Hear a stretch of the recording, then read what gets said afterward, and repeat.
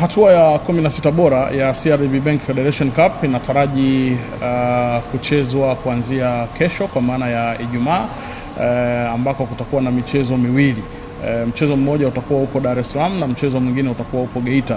Dar es Salaam itakuwa ni mchezo kati ya JKT Tanzania dhidi ya Mbuni FC kutokea Arusha, lakini pale Geita kutakuwa na mchezo kati ya Geita Gold ambao ni wenyeji ambao watacheza dhidi ya Mashujaa kutokea Kigoma.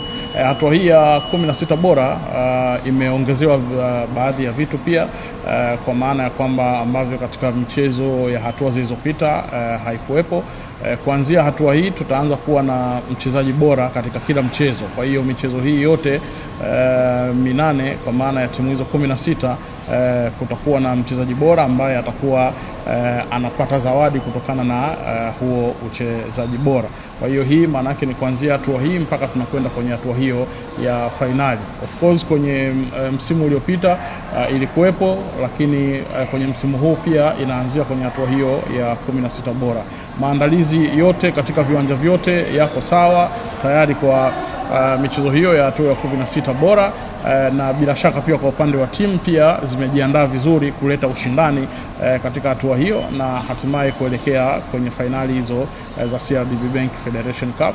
Tuwaombe mashabiki katika viwanja vyote ambako michezo inachezwa basi wajitokeze kwa wingi kutoa sapoti kwa timu zao, kupata burudani ya CRDB Bank Federation Cup katika msimu huu wa 2025-2026.